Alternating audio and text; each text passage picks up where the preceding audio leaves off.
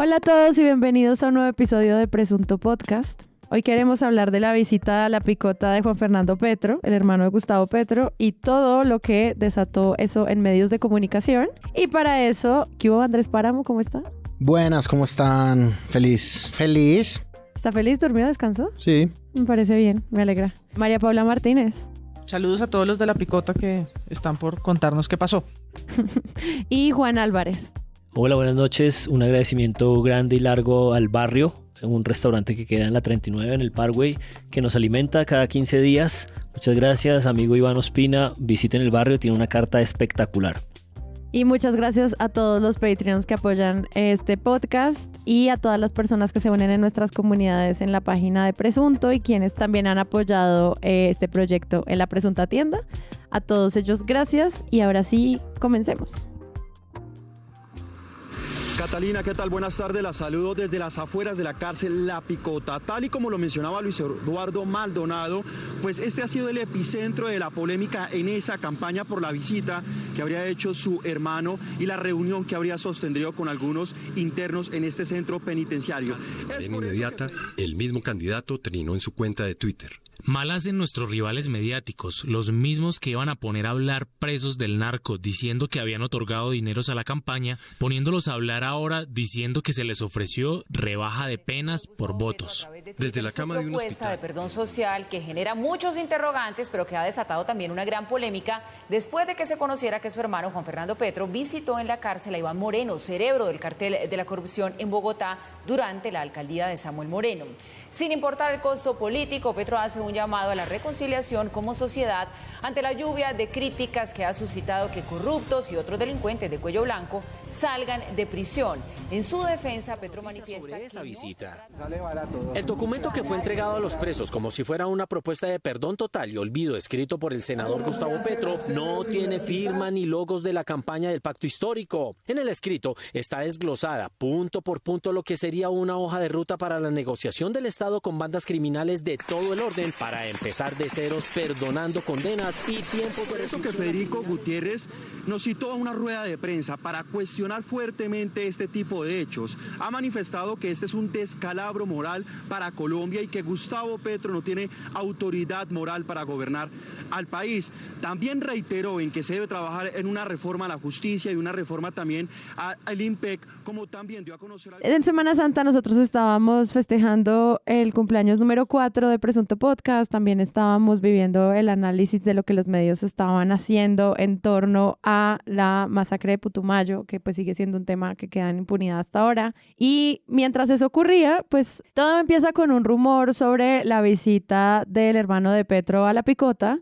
Ya se estaban filtrando las fotos, ya se estaban haciendo preguntas y entonces Ricardo Calderón hace su informe para Caracol Televisión en el que pues precisa algunas de las preguntas más interesantes en torno a ese primer rumor.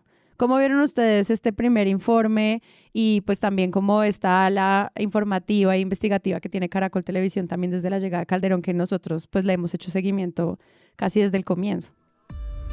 El viernes 8 de abril, los presos del ERE Sur de la cárcel La Picota, más conocido como el pabellón de la parapolítica, recibieron una visita inesperada. A las 9:26 de la mañana ingresó el biólogo y filósofo Juan Fernando Petro, hermano de Gustavo Petro, el candidato a la presidencia por el pacto histórico. Noticias Caracol consultó a 5 internos del pabellón de parapolíticos, quienes por temor a sanciones penitenciarias pidieron omitir su identidad. Ellos describieron los pormenores de esta visita. Lo primero es que a pesar de que Petro y Rueda registraron para sus visitas los nombres de 2 internos de alto perfil, la visita se terminó convirtiendo en una reunión con al menos una decena de presos de este pabellón. Los internos consultados aseguran que el hermano del candidato habría hablado de una reforma a la justicia, que incluiría rebajas de penas para los corruptos y la supuesta eliminación de los jueces de ejecución de penas. Les estaba ofreciendo una reforma a la justicia de una rebaja del 20%, cerrar los jueces de ejecución de penas, básicamente eso. Otro interno le aseguró a Caracol: el hermano de Petro llega allá por visitar a Germán Chaparro. Lo básico e importante que hablaron fue de una reforma a la justicia para rebajar un 20% de las condenas, de unas mejores condiciones para los privados de la libertad y de eliminar los jueces de ejecución de penas porque no dan garantías. De acuerdo con los testimonios de los internos del Eresur, las supuestas promesas serían a cambio de apoyo político al candidato Petro. Que votaran por ellos, que si Petro gana se comprometen con lo que te dije de la reforma a la justicia y lo de los jueces de penas. Noticias Caracol se comunicó con la campaña. Creo que la visita del hermano de Petro a la cárcel es noticia. Ya vamos a elaborar lo que sucede después y las maneras en las que eso empieza a cobrarle factura y a capitalizarse políticamente. Pero que haya una reunión en plena campaña electoral del hermano del candidato con mayor probabilidad de convertirse en presidente a la cárcel, a este pabellón de criminales, exgobernadores y exalcaldes que están judicializados por cohecho, homicidio, concierto para delinquir, peculado, falsedad ideológica, etcétera, etcétera, etcétera, que dura además 6 horas.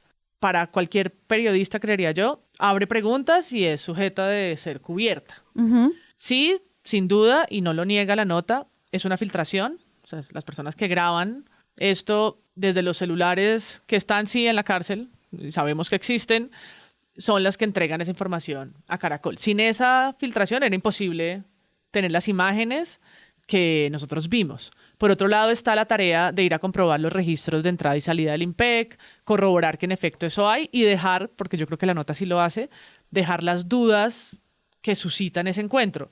¿Por qué el nombre de la persona que dio el permiso es una? ¿Por qué dice Comisión de Paz, que es un error de probablemente alguien que acortó ese nombre eterno que es como organización eclesiástica Comisión del Intereclesial. Comisión Intereclesial de Justicia, de Reconciliación, Paz, y lo hizo así y lo pegó? Pero yo creo que todo eso, que está además comprobado con pantallazos, pues dio elementos para una discusión mucho más profunda y mucho más grave de lo que se denuncia ahí.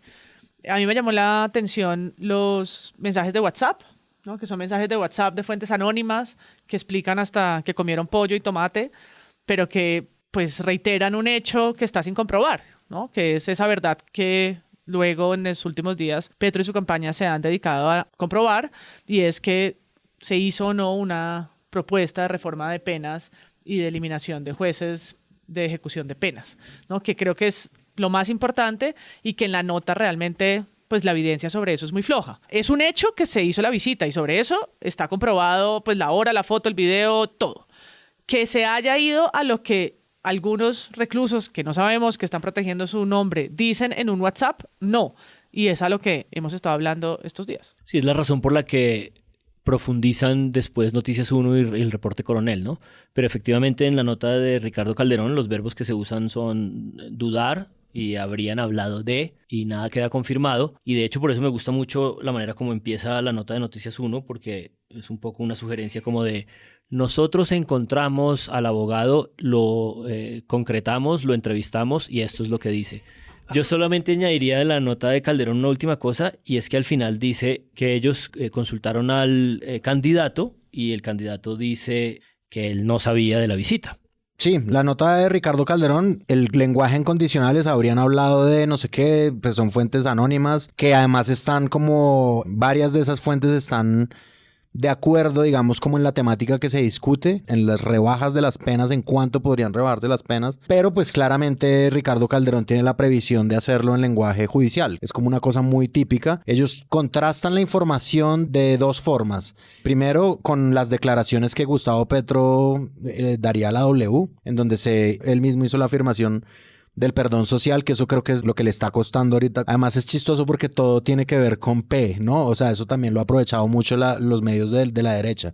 La P de Petro también es la P de Picota, también es la P de Pacto de la Picota, que es como la derecha ha bautizado esto. La P de Petro también es, pues sí, como de ejecución de penas, es decir, como que lo están usando bastante. Y también Ricardo Calderón va y pregunta a Juan Fernando Petro, quien estaba en ese momento para la nota en un hospital con una bata. Claramente el hermano le debe haber dicho: nos metiste en este problema, contesta. ¿Sales o sales? Sí. Él le dijo, pero estuve en la clínica, me acaban de hacer una operación. ¿Cuál sales, no? O sea, yo estoy imaginando esa llamada de hermano Esa Petro es la 1, que hermano llamaba que Petro siguen 2. haber filtrado, Con P de sí. puteada. Sí. Con P de puteada dura. Pero Pero pues, ustedes cómo hubieran pensado esa nota de Calderón si el hermano no sale a contestar porque está en una bata en la cama de un hospital? No, eso tenía que salir. Y digamos que vale. a Petro no lo sacan a la W las declaraciones de Petro, perdón social. en el programa sigue la W Juan Pablo Calvás. Sacan a Ricardo, sacan el tuit de Petro y ya para el final dicen, listo, tenemos a Juan Fernando Petro.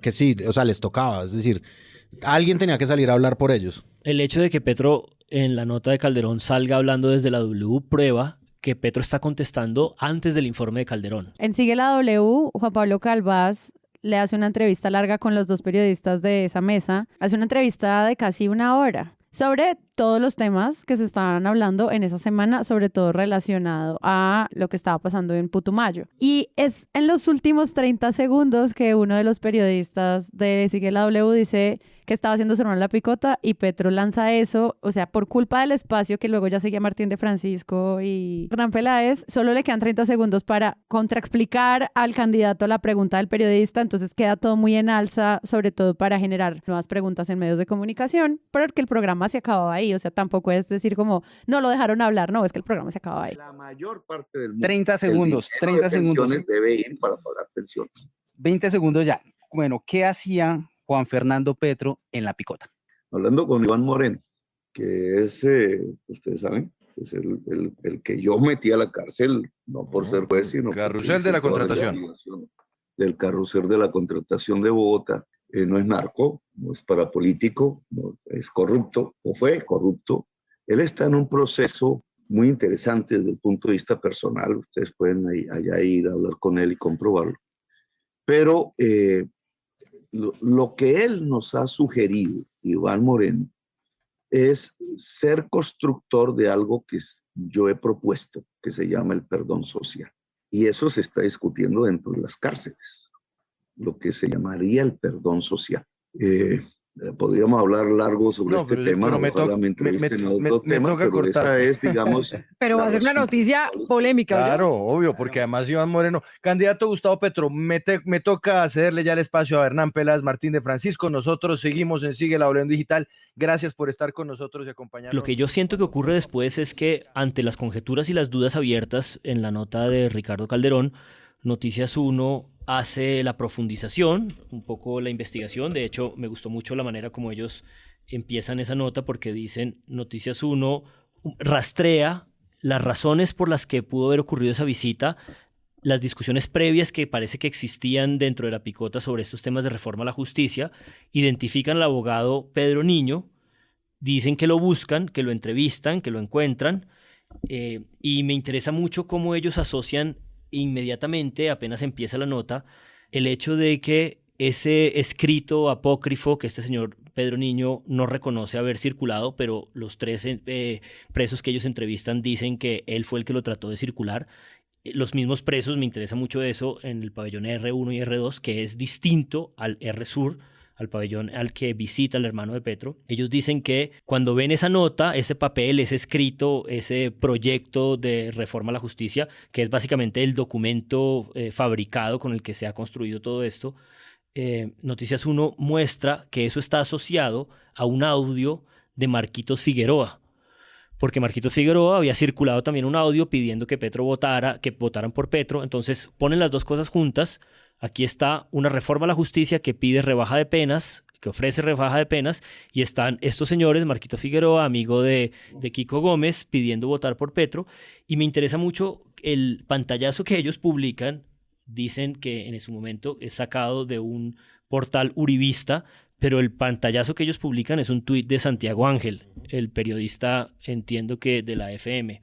Pues lo que Noticias 1 hace es entrevistar a este señor niega que ese papel sea de él, a pesar de las declaraciones de los 3 presos que ellos entrevistan, y ahí un poco empiezan la elaboración de esta idea de que antes de que este señor, el hermano de Petro, visitara, antes de que Petro confirmara que él ha hablado de perdón social y decidiera hablar de perdón social, estaba circulando en La Picota desde hacía por lo menos un mes un papel que no tenía nada que ver con la campaña, y que hicieron asociar a todo esto para poder fabricar un poco esta hipótesis de la rebaja de penas por votos. En ese primer informe en el que entrevistan a Pedro Niño, ya empieza a hablar de esto es un montaje. Es su titular porque es el propio Pedro Niño el que lo dice. Ajá. O sea, el señor Pedro Niño le dicen, a nosotros las fuentes nos dicen que usted es el responsable de redactar este papel y circularlo. Él dice, de ningún modo, yo soy abogado, si ustedes miran eso está muy pobremente redactado. Sí, no tiene discursividad jurídica. No tiene discursividad jurídica, eso no lo hice yo. Entonces le dicen, pero entonces, ¿cómo circuló y por qué la gente lo asocia a usted? Y él dice, no, pues debe ser un entrampamiento. Él es el que pone la palabra, el abogado Pedro Niño. Que Noticias 1 al día siguiente trata de elaborar un poco más, yo creo que con lo poquito que tenía, porque no era mucho, que es esta segunda nota que sacan sobre los videos y las fotos a partir de entrevistados de la propia Picota que dicen, nadie pudo tomar esas fotos si no está con circulación libre y en espacios como preparados, porque no cualquiera que entre a la Picota puede estar tomando fotos. Y es un poco lo que hace que se aumente un poco esta idea de que aquí hay una pequeña fabricación. Igual todo sigue estando muy en el camino de la hipótesis. No es tan fácil para los periodistas acceder a esta información dentro de las cárceles. Porque el 10 de abril el mismo Petro salió a medios a denunciar que había un plan para infiltrar su campaña con dineros ilícitos del narcotráfico. Y que eso se estaría... Antes del 10 de abril, porque eso está circulando desde Piedad Córdoba.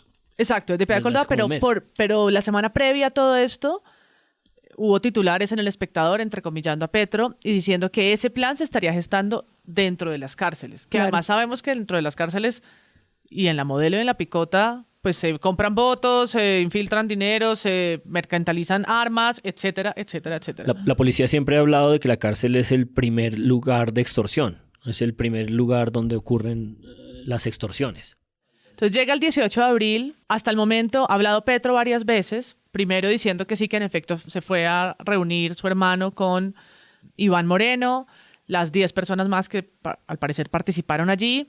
Había hablado el abogado, pero no habían hablado ninguna de las personas de la reunión. Y eso sucede... ¿Qué es lo que consigue Coronel? Exacto. Eso sucede el lunes en la mañana, en el reporte Coronel de las 7 de la mañana, en donde habla Chaparro, que es uno de los exgobernadores, si no estoy mal, o exalcalde de Villavicencio, señor Chaparro, que está condenado por haber matado al anterior gobernante, está condenado por homicidio, y él tiene una entrevista larga con Coronel y niega cualquiera de estas ideas sobre reforma a la justicia, rebaja de penas o cancelación de jueces o eliminación de jueces. Le da sustancia al encuentro, que es lo que ha sido conjetura durante los días de Vía Crucis. Exacto. Entonces vuelve y habla del sentido que tiene el trabajo de derechos humanos que hacen organizaciones como la Organización Eclesiástica, las iglesias alemanas, bueno, todo esto de por qué se trabaja dentro de las cárceles con ese tipo de programas. Y da un poco más de sentido sin tener que entrar a discutir tanto el perdón social. Él no lo hace, Chaparro. No, él habla muy poco de eso. Él dice, vino a tocar temas de perdón. Él habla de las penas, ¿no? Las penas que están pagando en curso las 10 personas que estaban reunidas. Y también habla de, pues, obviamente, digamos que el tema de fondo en realidad es Petro, a través de su hermano, fue a conseguir votos en la cárcel. Entonces él lo que dice es, nosotros no tenemos, o sea, nosotros, que eso se lo pregunta además Daniel Coronel, y él dice, nosotros no tenemos votos. Iván Moreno es una persona que lleva por fuera de la política mucho tiempo. Además, Daniel, por una sencilla razón, es elemental. Nosotros no tenemos votos. Vean, yo hace años que no hago política ni dirigencia en el departamento de Meta. El alcalde actual de Villavicencio, el doctor Felipe Harman, es del pacto histórico. Acaban de sacar la primera votación para el departamento de la Cámara con 78.000 votos. No, lo entiendo. Sí, le da un poquito de... Esto, digamos, es como el clásico... La clásica chiva periodística a la que le sigue un seguimiento de los otros medios, ¿no? Como, y ahí es donde yo creo que ahí sí podemos entrar a hablar de las narrativas, porque claramente las narrativas están divididas cuando ya se saben más o menos los hechos. Hay unos que le apuntan a una cosa y otros que le apuntan a otra. ¿Una cosa es cuál? Los medios de la derecha, digamos como Semana, un poquito la entrevista descompuesta que le hace Gustavo Gómez a Roy Barreras, sí son una muestra de vamos a creer hasta el final que aquí hay un manto de dudas sobre un candidato presidencial y no importa, digamos, el seguimiento que se le hizo a la noticia, sino vamos a seguir con esto. Sobre todo, digamos, semana, ¿no? Como con el control de María Andrea Nieto, etcétera. O sea, son expresiones impresionantes las que ella dice, como el candidato de la extrema izquierda, Gustavo Petro. Le pone título a la cosa, el pacto de la picota. Vamos a ver en qué caen contradicciones. Ahora, obviamente, digamos que una de las narrativas que es la impuesta es digamos la que trata de invitar como Daniel Coronel a Gustavo Petro desde el principio de la entrevista, en cambio, es ¿qué es dar papaya? Esa es la primera pregunta que le hace Coronel a Gustavo Petro. Y Petro dice, sí, dar papaya es, más o menos, yo lo estoy parafraseando un poco, pero es como dejar que en ciertas circunstancias alguien le haga a uno daño, ¿sí? Y ese daño puede ser en un bus o en la calle, pero él no dice en una cárcel de la picota con mi hermano, ¿sí? Pero esa es la idea, digamos, como... Entonces están esas dos formas de ver las cosas, ¿no? Como una cosa es ir a preguntarle al candidato presidencial como qué fue lo que sucedió, y otra es como esto que hace María Andrea Nieto de decir, ella parte de una premisa y es el país condena lo que acaba de pasar, es decir, Petro ya es culpable de todo. Es verdad, usa esa expresión. La historia en torno a esto es un error del candidato y la conversación sobre la reforma a la justicia, si se está dando allí o se está dando es en la cárcel, y creo que hay muchísimo análisis en torno a eso y qué pasó en las mesas de trabajo en los medios y alrededor de esa idea de la papaya o de si es verdad que Petro es malvado. Yo creo que más que la narrativa de la papaya, todo es con P ahora. Todo, La papaya, increíble. la picota, que es lo que le han preguntado algunos periodistas a Petro, pero ¿cómo es posible que usted no sabe esa visita? ¿Cómo es posible que su hermano vaya? Como no podemos ser nosotros los que estamos diciendo, pero ¿qué medición política es esa? Ajá. No es que solo se nos ocurrió a nosotros semejante idea, sino cómo es que en su campaña no están midiendo eso, porque por supuesto, y su hermano mismo, no, es que yo no sabía, entonces su hermano, ¿cómo es que si en su campaña no podían medirlo por desconocimiento, cómo es que entonces su hermano, que entiende el momento electoral por el que usted está pasando, hace semejante visita? Si además es una visita técnica, pues la puedes hacer después del 29 de mayo o del, lo que sea, 19 de junio, ¿no? Si no es urgente, si es para tratar a Derrida, pues después del 19 de junio estaría bien, ¿no? Como que, ¿cuál es el motivo para hacerla ahora cuando están todo el mundo viendo dónde mete la zancadilla más fácil? Pero esa pregunta que tú estás haciendo le hacen muchos periodistas. O sea, hasta Gustavo Gómez salido de casillas. Es como, ¿pero qué estaban haciendo allá? A los gritos. Y pues Roy Barreras le dice, pues no sé, o sea... Yo creo que hay que detenerse en esa entrevista de Gustavo Gómez bastante porque es bastante delirante. Yo la escuché 2 veces. Perdónenme por la imitación que acaba de hacer Gustavo Gómez, pésimo. No, está muy bien. Cualquier grito desgañitado, indignado, funciona. Cuadra. A mí me interesa mucho esa entrevista porque, como está señalando MP, desde el primer momento de la entrevista, que dura bastante, como 30 minutos, Roy Barreras básicamente habla de una misma cosa y es, no puedes explicar una estupidez. Un acto de estupidez es un acto de estupidez y es difícil de explicarlo. Eso frente a la realidad, la verdad, las reformas que este país necesita, las discusiones de fondo, que es un poco lo que el centro siempre está pidiendo, que se discutan las cosas de fondo, pues es una cosa diferente. Pero más allá de los gritos de Gustavo, que por supuesto son una cosa como performática. Acá lo que, mire, hecho trascendental es que esta gente a la que le quieren dar perdón social no ha devuelto la plata que se robó ni siquiera.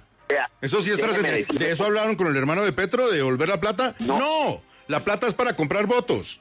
No, pero a ver, Gustavo, no, tampoco llegué a... Yo recuerdo muy bien hace 8 días cómo me pareció muy acertada la observación que hacía Rivas sobre la importancia de la pregunta en el periodismo, pero yo me quedé como con un mal sabor porque me quedé como con la sensación, bueno, ahí hay como una cosa de fondo clara, consolidada, el periodismo es un problema de hacer preguntas, y me parece que esta entrevista es como un ejemplo muy claro de cómo la pregunta puede convertirse en una payasada performática. Es decir, tú puedes tirar 25 preguntas y no tienes realmente ningún reportero buscando contestarlas. Que con fue lo P que de hizo payasada performática. Ay, genial. Oye, ¿Qué fue lo que hizo Coronel o fue lo que hizo Noticias 1 buscando averiguar más?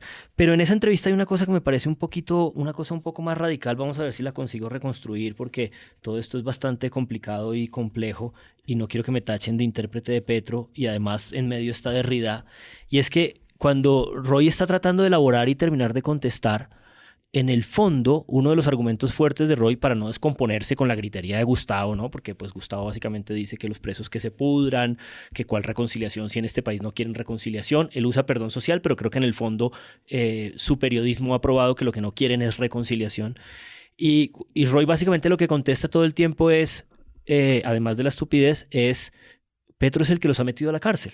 Estos delincuentes condenados todos, quizá entre los que más odian a Petro, porque hay una sola verdad. Petro metió a la cárcel a esos delincuentes, al señor Álvaro García Romero, parapolítico condenado por la masacre de Macayepo, uribista de toda la vida, y al señor Iván Moreno, y quienes tuvieron responsabilidad en el cartel de la contratación de Bogotá, condenados a varias décadas de prisión. Si alguien tiene rabia contra Petro, son esos dos personajes. Duraron un año tratando de merodear en la campaña. Cualquiera que conozca la realidad de este país sabe que sí ha habido unos debates. Creo que no hay necesidad de ser petrista o no petrista para saber que el valor de Petro en la democracia colombiana ha sido las investigaciones que ha hecho y los temas que pone a circular. Y cuando la entrevista termina, el analista judicial de 6am, que creo que se llama Hernando Herrera, dice, hay una cosa muy pobre y muy frágil en el argumento de Roy, y es que el senador Petro no metió a nadie a la cárcel. Quien metió a la cárcel a todos estos corruptos del pabellón R-Sur es la justicia colombiana, los jueces, los procesos. Por supuesto, eso es cierto.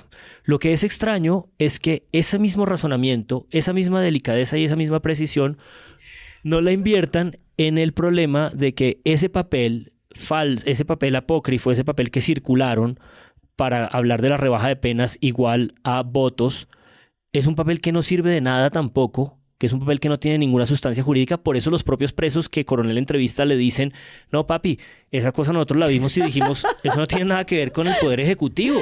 El Poder Ejecutivo no es el que nos va a sacar aquí, no es el que va a quitar a los jueces de control de garantías, ese poder no va a poder hacer eso. Entonces pues nosotros dijimos, no, eso no lo circulemos. Y eso es lo que en el fondo se terminó investigando, que ese papel de fondo, que es con el que la derecha trató de construir esto y el centro trató de carroñizar, porque a mí lo que me pareció más triste de todo este episodio es ver a Sergio Fajardo convertido en un ave de carroña, es que esa sutileza con la que descalifican el argumento de Roy Barreras no sirve para analizar el quid del asunto, y es que el papel con el que se fabricó todo esto no tenía ninguna sustancia jurídica porque Petro no puede ir ofreciendo esas cosas. Yo creo que la falta de pericia en la declaración de Petro del perdón social mezclado con de realidad y tal, de Petro y de el hermano de Petro sobre todo, es como un papayazo gigantesco para darle un impulsadón al centro. Con la columna del abogado Yesid Reyes de hoy martes 19 de abril en El Espectador, él habla obviamente de las declaraciones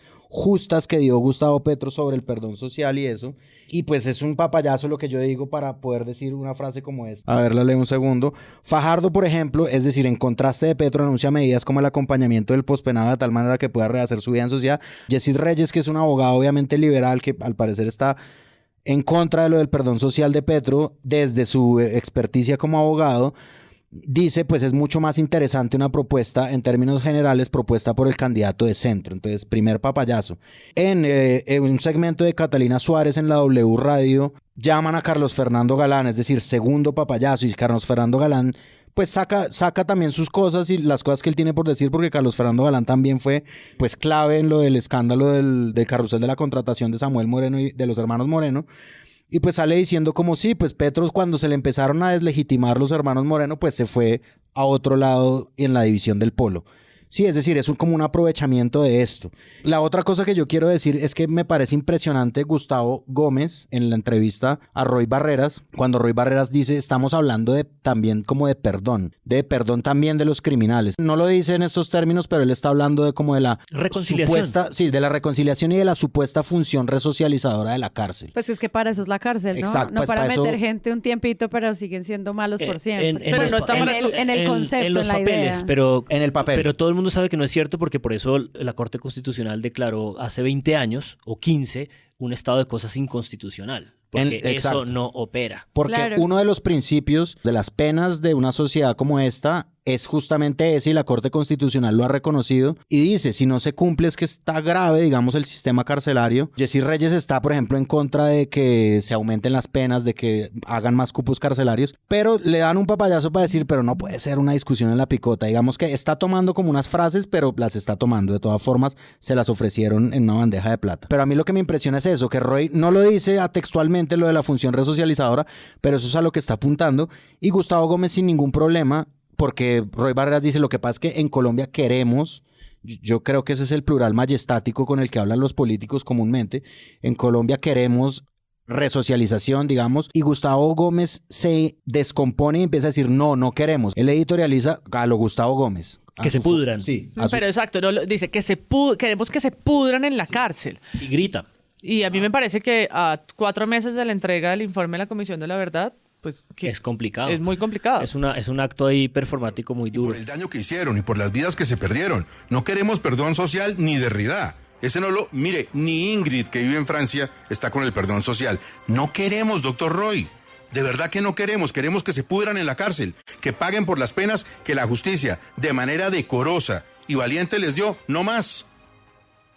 Y además que hoy en el mismo periódico sale, en El Espectador, del mismo 19 de abril, sale el editorial del Espectador como pidiendo una reforma a la justicia, ¿no? Es decir, como esperémonos un segundito, hay un debate más macro que no estamos dando en este momento. Candidatos, démoslo, que me parece un llamado muy bueno. Antes de que entráramos a toda esta conversación en nuestra mesa editorial, estuvimos mucho menos civilizados. En el consejo de redacción. Podcast. Estuvimos tirándonos más duro porque ese era mi punto, que es el que Páramo muy generosamente acaba de abrir, y es que yo creo que la estupidez de Petro, o el error de Petro, o el desliz de Petro, o lo que yo realmente pienso que ocurre, y es la maledicencia con la que resolvieron tratar esto, es que Petro básicamente no le quitó el cuerpo al debate. O sea, cuando en esos últimos 30 segundos de la W le preguntan, él con franqueza dice abiertamente lo que es, porque como él viene hablando de su concepto de perdón social, que puede ser un concepto poco elaborado, y claro, ese titular da para agarrarse a muchas cosas, pero lo que está señalando es, había de fondo una discusión sobre reforma a la justicia, está ahí, se necesita, todo el mundo lo dice,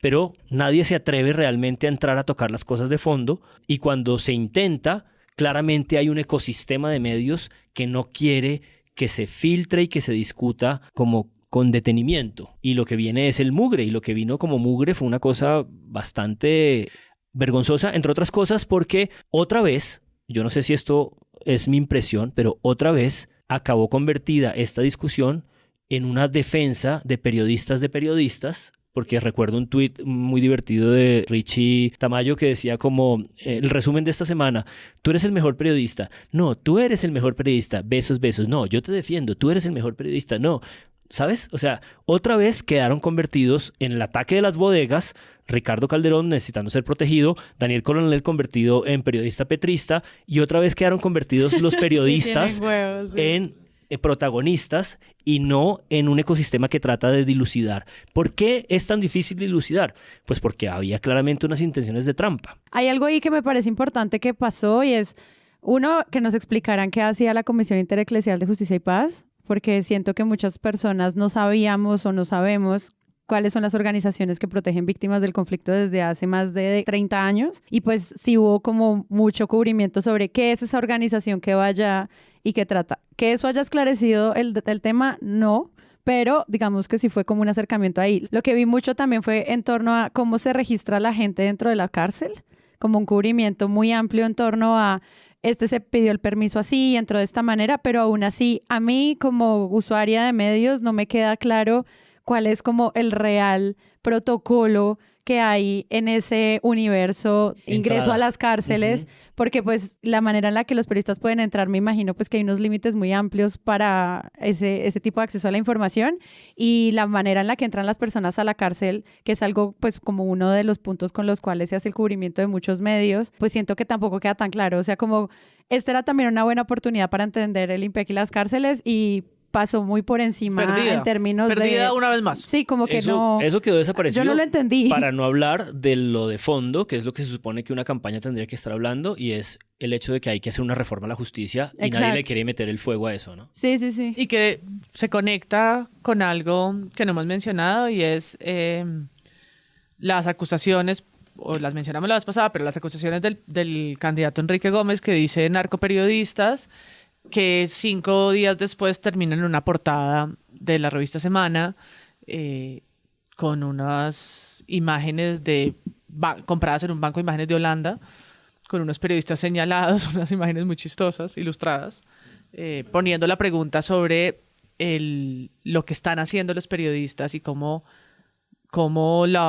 el periodismo de opinión está dañando el debate, ¿no? Que Semana diciendo eso. La dictadura de la opinión. Perdón, Semana diciendo eso. Dice la portada, esta nueva modalidad para imponer una, entre comillas, verdad, que busca silenciar y hostigar a quienes piensan diferente, le hace daño a la democracia en Colombia. Punto. Algunos periodistas están aplicando esta estrategia. Y sí, es verdad, la foto de los es un autorretrato. Periodistas. O sea, exacto, la foto de los periodistas que me da risa, ¿no? Es como que no sé quiénes están ahí. No, pues son periodistas de stock. Es un autorretrato. Y es un autorretrato porque además... es un autorretrete. Como reconocen que le hace daño a la democracia, pero es lo que Semana ha hecho contracambio desde que salió la revista y lo que hace insistentemente. Por eso lo pueden identificar también y enunciar así de claro, ¿no? En el fondo están haciendo una Petro, que es como anticiparse al problema. Están haciendo una pelotudez. Intentar anticiparse. Están haciendo una pelotudez que poco podrán explicar, pero creo que está conectada con esto que estamos diciendo. Cómo terminan los medios legitimados o legitimados en medio de un problema político y que vuelve sobre algo que alguna vez hicimos en un episodio, creo que con La Silla Vacía, y es que el cubrimiento de cárceles es muy, muy escaso. Tan malo que nadie entiende muy bien cómo funcionan ni siquiera las entradas, pues que es noticia ponerle una foto a un tarjetón de entrada, porque los derechos de la población carcelaria, el funcionamiento de las visitas y el acceso incluso a esas cárceles es muy precario, con un antecedente nefasto, y es que pues una de las últimas veces que entró una periodista a la Modelo le pasó lo que le pasó a Ginette, pero el cubrimiento sigue siendo muy malo, y fue una de las peticiones que la Corte no le dio a Ginette, que fue cerrar la cárcel a Modelo, porque está en un hueco imposible de cubrir y lleno, por supuesto, de delitos, que se solicitó incluso que se cerrara. Pero vengo a esto porque cada vez que hay una historia en las cárceles, pues hay que empezar de cero. Hay que empezar de cero a preguntarse por qué, que es una de las cosas que dice Calderón, por qué la visita dice amigo o familiar. O sea, está bajo la categoría de amigo y familiar y no como una visita oficial de derechos humanos. Yo no tengo ni idea cómo le pondrán porque no me lo han contado. ¿Cuál será la categoría para poner una visita de este tipo de organizaciones? Yo sí creería que no es la de familiar. Sí, no, estoy completamente de acuerdo. Una visita para las cárceles de un periodista es una cosa larguísima y complicada. Los presos normalmente lo que hacen es aceptar a la gente como sus familiares o sus conocidos porque es lo que ellos controlan. Uh-huh. Ellos pueden poner los cupos de las personas, entonces pueden más o menos tener una cierta independencia, porque tratar de tener alguna gestión clara y honesta frente al IMPEC también es dificilísimo para ellos, porque el IMPEC les está pidiendo plata todo el tiempo. O la Matamba. El IMPEC es esta organización que, digamos, traduce la corrupción de todo este país en unos órdenes delirantes. No, pues que lo que dice Juan es que puede explicar por qué dice amigo en este punto, y familiar y no visita técnica de la comisión eclesiástica, porque eso se demora. En este punto, por ejemplo, ni siquiera ninguno de los informes ha sido capaz de distinguir, porque eso, si he leído una o dos notas en 20 años, no he leído más, la diferencia entre el Eresur, que es donde están servidores públicos de alto nivel, y es por lo que se llama pabellón de parapolíticos, porque la mayoría, dado que 35 senadores del uribismo se descubrieron socios del paramilitarismo, estuvieron allí o están ahí, y el R1 y el R2, que son servidores públicos de distinto perfil, en su mayoría policías y militares. Entonces, ni siquiera está claro la diferencia entre una visita al Eresur y el papel que circuló por el R1 y R2. Ni siquiera eso está claro en los informes. Sí, ese sería un disclaimer que valdría la pena hacer en esos informes periodísticos pues sobre las visitas a las cárceles, es decir, por qué no sale la firma del que invitó y luego se reúne con otro que no fue el que lo invitó, etcétera, etcétera, que es como las sospechas pues que salen en la primera nota, que es como un disclaimer un poco parecido, me parece a mí en cierto sentido, como un disclaimer de contexto que hace José Guarnizo, bueno, hablando de otro tema, lo de Putumayo, que él en un momento sí para la narración totalmente y dice, es muy común que en un pueblo llegue alguien armado con un fusil y diga, bueno, yo quiero sentarme a tomar con ustedes, y pues lo dejen, pues porque qué más van a hacer, ¿no? Es decir, y también pues valdría la pena hacer como un disclaimer de contexto de pues qué tan difícil es entrar a una cárcel y cómo son esos procesos y por qué sale amigo y por qué, es decir, cuál es la norma común de eso. Y al mismo tiempo, pues entender cómo funciona ese protocolo de ingreso, de las posibilidades que tiene el acceso a la prensa de estos lugares, te podría dar como usuario o audiencia una perspectiva sobre la dificultad que eso trae. La velocidad con la que se produce la información dentro de la cárcel de La Picota, para la nota de Calderón, para el informe de Noticias 1, para la entrevista para el reporte Coronel, es a través de chats de WhatsApp, porque los presos tienen teléfonos, tienen Wi-Fi, de hecho tienen cuentas de Instagram. Cuentas de Instagram, pues cómo nos enteramos de los motines al principio de la pandemia. Claro. El motín del que nos han dado respuesta, donde murieron más de 20 personas dentro de la... Exacto. Eso fue la modelo. Y luego les hacen una revisión, les quitan los teléfonos y vuelven y les cobran y vuelve y se estructura todo, porque eso es un círculo ahí que requeriría un programa entero. Pues también demuestra que nosotros no tenemos ni siquiera acceso a podernos imaginar cómo funcionan estos espacios. Esa visita ocurrió un sábado, porque son solo los sábados los días en los que se pueden quedar tanto tiempo. Entre semana los pueden visitar los abogados, pero el hermano de Petro no era un abogado, fue acompañado de un abogado, hizo una visita de amistad, de familia, por eso se pudo quedar 6 horas y por eso fue un sábado. Las visitas de abogados son entre semanas, en cualquier momento, no puede ir cualquiera, solo un abogado con tarjeta y no pueden durar tanto tiempo. O bueno, en principio no pueden durar tanto tiempo. Una de las cosas trágicas, creo yo, de todo lo que está pasando acá es que exacerbó, y eso lo prueba la ridícula, performática, inflamada rueda de prensa de Fico Gutiérrez en la cárcel, que me dio mucho chiste que los tuiteros dijeran que apenas se acercó se le conectó el Wi-Fi, pero renglón aparte de eso, una de las cosas que hablaba, que está implícita en la observación de Andrés, citando esa columna de Jessy Reyes, es que sí que es un desperdicio ya imposible de recuperar en las 5 semanas que quedan de campaña para tener una discusión de fondo sobre lo que probablemente por lo menos el centro y la izquierda coinciden, y es que este país necesita una reforma a la justicia. Y exacerbó, por el contrario, la lógica más dañina de cualquier jurista serio y medianamente inteligente, y es que nuestra cultura punitivista nos está llevando a lugares delirantes. Que se pudran. ¿Qué fue lo que fue a hacer Fico a esa rueda de prensa al frente de La Picota? A decir que iban a duplicar las penas contra corruptos, ¿no? O sea, una cosa que otra vez de nuevo, que si valiera el análisis preciso... Con populismo punitivo. El Poder Ejecutivo no puede hacer, exacto, ¿no? Sí, es muy conseguir votos, meter a los malos a la cárcel, claro, y no hacer nada con eso, claro, después. Petro va a conseguir votos con los corruptos, supuestamente, en todo este montaje, pero ¿qué es lo que está haciendo Fico en esa rueda de prensa si no es exactamente tratar de conseguir votos a partir de una misma inflamación performática? Sí, y lo mismo que hizo en el puente de Arauca, que no tiene ningún valor y que también, por desgracia, deteriora, porque yo creo que un poco la respuesta, mi lectura ya de estas cosas es que ¿cuál fue la respuesta para tratar de detener esta inflamación performática de parte de la campaña del Pacto Histórico? Salir a hacer otro evento performático como lo de la notaría, ¿sabes? Es como que todo el mundo está en este delirio. Pero para los que no saben, en la de la notaría fueron Francia Márquez y Gustavo Petro a afirmar que no iban a expropiar nada en una notaría. Pues dijo que no habrá expropiación en el caso de que llegue a ser presidente de la República. Llegó hasta este sitio en el sur de Bogotá, la Notaría 17, acompañado por Francia Márquez y sus asesores inmediatos.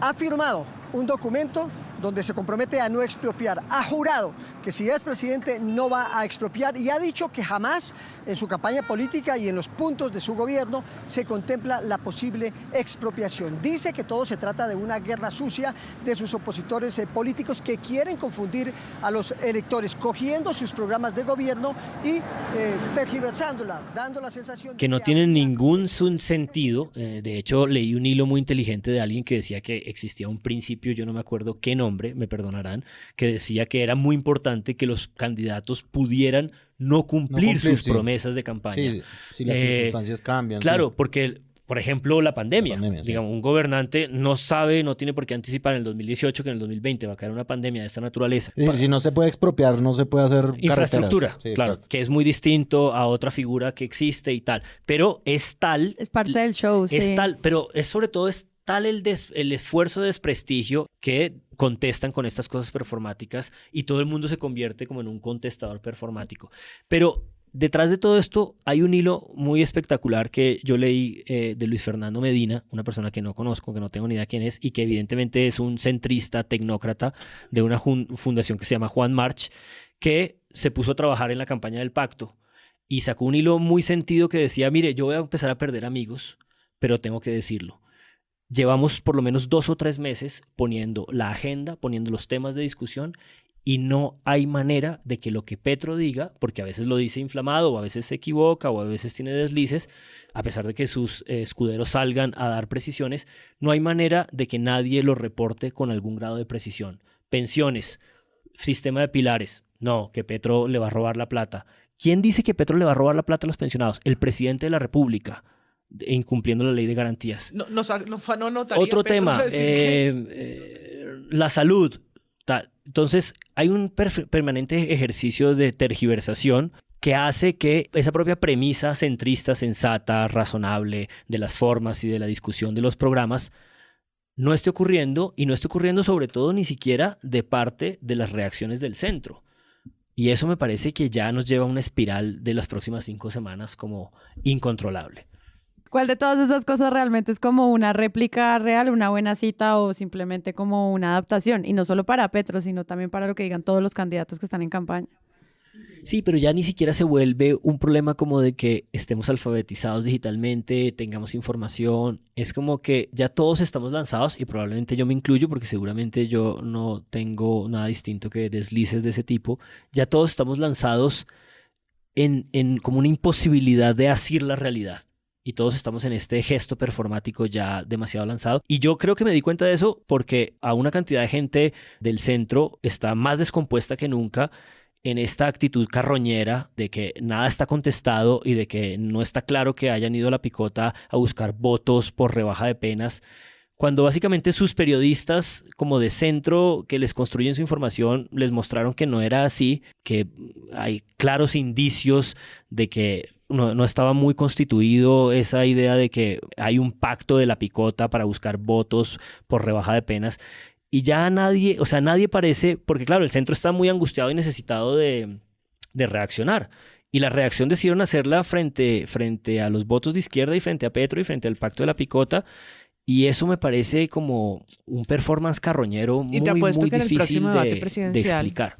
Van a haber 2 preguntas. ¿Hay un plan para infiltrar su campaña con dinero del narcotráfico? Que es una pregunta ya inducida, pero la va a haber en el debate. Y, candidato Petro, ¿estaría usted negociando en la cárcel la rebaja de penas? ¿Se la van a volver a hacer? Sí. Y vamos a escuchar a Federico Gutiérrez decir, claro, como están pactando, comprando los votos en la cárcel, ya en no 5, 4, 3... Ya no hay vuelta atrás. No hay vuelta atrás, no hay vuelta atrás. Y las Fajardo se va a pilar de los dos, porque obviamente... Claro, ni en la picota ni en Putumayo. Ni en la picota ni en Putumayo, porque por supuesto son P. iguales. Con P todo. Con P. Qué angustias. Sí, la verdad es que me parece un poco angustiante, porque me parece que se nos escapa la realidad a todos. Bueno, hay una cosa última que yo quiero decir sobre este tema. No, mentiras. A ver, penúltima, para decir un P. Y es que hoy casualmente salió una entrevista en El Espectador también, un medio que he citado 3 veces, de Laura Sommer, la directora ejecutiva de Chequeados, periodista también. La frase era esta, el titular era esta: más polarización, más chance de que la desinformación circule, ¿no?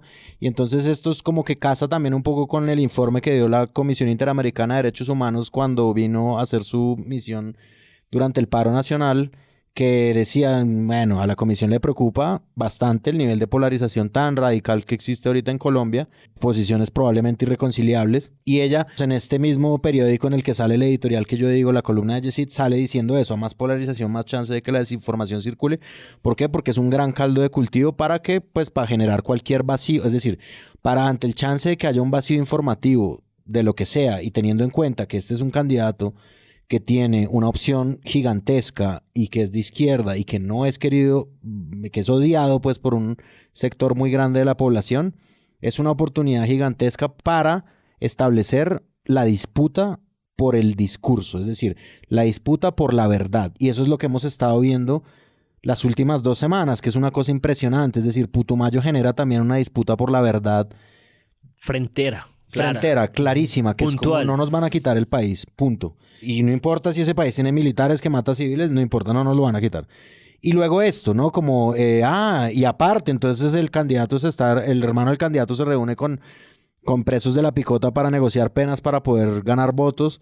Estamos en ese momento, en la disputa de la verdad y en una cosa como de... Sí, es casi como una calca de esos fake news, ¿no? Como lo de Donald Trump, como los medios están hablando de cosas, investigan, fake news. Mi opinión sí es la válida y es una disputa pues por el discurso y por la verdad, así como ya nos la cantaron total para esta campaña. Sí, pues ahí hay un tema que al final uno termina pensando cuáles son estas hipótesis, cómo se puede hacer fact-checking de estos datos, de nuevo, con sistemas de tan difícil acceso para la verificación de datos, con fuentes anónimas, y al mismo tiempo con las preguntas más amplias sobre la reforma a la justicia, sobre lo que va a pasar ahorita con el cubrimiento de los resultados de la Comisión de la Verdad, y el informe final también nos plantea como esas dudas de cómo se va a acercar esa narrativa y que todo al final está interconectado con cómo vamos a terminar gobernando este país. Entonces, muchas gracias, Juan Álvarez. No, a ustedes, muchas gracias. Muchas gracias, Páramo. Gracias. Y María Paula Martínez. Quería hacer algo con P, una despedida con P. Y yo soy Sara Trejos, nos escuchamos en un próximo Presunto Podcast.